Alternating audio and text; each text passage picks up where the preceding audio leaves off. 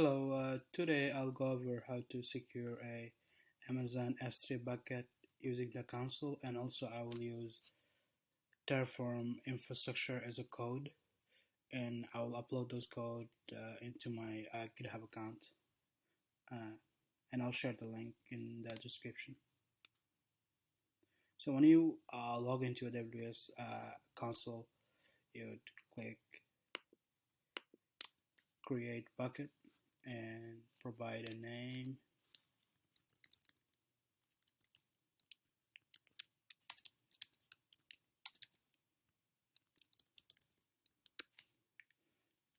Choose the region that's closest to you. For me, it's US East 2.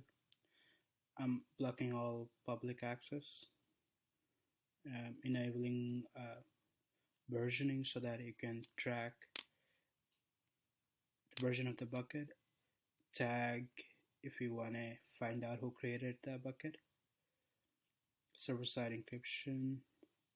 I'm using Amazon provided own S3 key. You do have option to use Amazon key management key that you created. And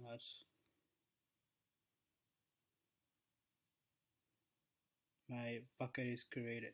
And now if I go inside the bucket and look at the properties,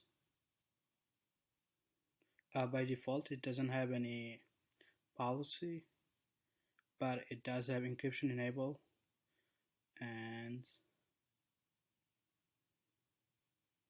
you can enable server-side logging just by clicking here, hit enable, and the bucket name that you want to put your access log into. For this example, I'll just use this bucket.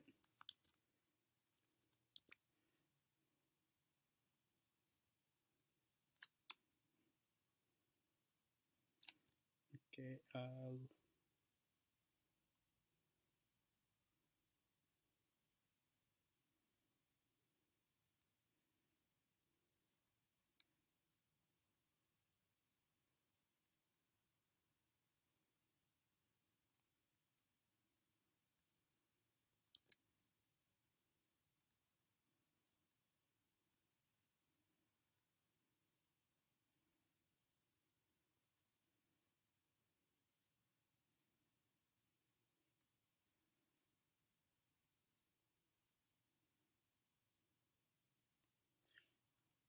you can go further and enable CloudTrail for this bucket, which will send API, any API call that is made to this bucket, I believe, into your CloudTrail. I'll go ahead and show my Terraform code does same thing, but using infrastructure as a code.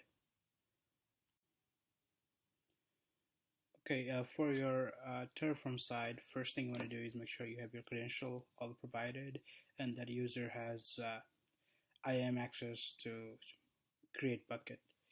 And secondly, first thing you're doing is you're calling the resource that you want to do create, which is S3 bucket. You're giving the bucket a name, and this is the access control policy. And what it's doing is actually making your bucket private, which will prevent anyone from accessing the bucket unless you go inside the bucket and add a bucket policy that allows the user to access the bucket. Second thing I did, like enable versioning, which is true. A tag if you want to use a tag system to find like which team deployed the bucket and who created it. That way you can go back and talk to the person.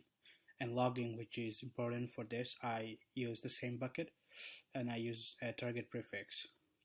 And finally, server-side encryption, which